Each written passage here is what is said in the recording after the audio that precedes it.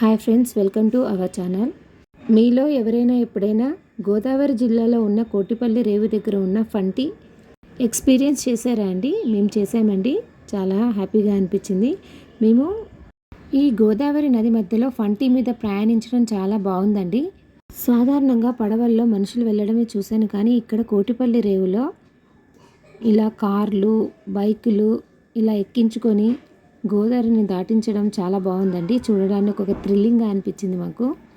ఈ ఫంటి నిండా ప్రయాణికులు అందరూ వచ్చే వరకు ప్రయాణం మొదలుపెట్టారండి. అందరూ వచ్చాక డ్రైవరు స్టార్ట్ చేస్తాడండి. ఇలా ఒక్కొక్కరిని ఎక్కించుకుంటారు. కారుకి 300, మనిషికి 30 రూపాయల చొప్పున ఇలా తీసుకుంటారండి. నది మధ్యలో ఇలా వెళ్ళడము, వచ్చే గాలి, చుట్టూ ఉన్న వాతావరణము, గోదావరి పరవళ్ళు అందంగా అనిపించిందండి. ఈ రేవు అనేది కోనసీమ మరియు మిగిలిన జిల్లాలను కలిపే ఒక ముఖ్యమైన మార్గం అండి.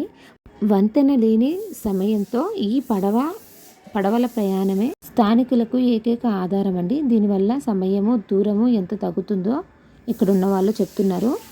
ఈ రేవు దాటగానే కోటిపల్లి సోమేశ్వర స్వామి ఆలయం ఉందండి. గౌతమ మహర్షి గోదావరిని తీసుకొచ్చిన చోటుగా, కోటిలింగాలు ప్రతిష్ఠించిన పుణ్యక్షేత్రముగా ఈ సోమేశ్వర స్వామి టెంపుల్ ఫేమస్ అండి. భక్తులు గోదావరిలో స్నానం చేసి స్వామివారిని దర్శించుకుంటారండి. చివరిగా ప్రకృతిని ప్రేమించేవారు, ఆధ్యాత్మికతను కోరుకునేవారు తప్పకుండా కోటిపల్లికి వచ్చినప్పుడు ఈ బోటింగ్ని తప్పకుండా ఎక్స్పీరియన్స్ చేయండి. నా వీడియో నచ్చినట్టయితే లైక్ చేయండి. ఫన్ విత్ యక్షిత్ సబ్స్క్రైబ్ చేయడం మర్చిపోకండి.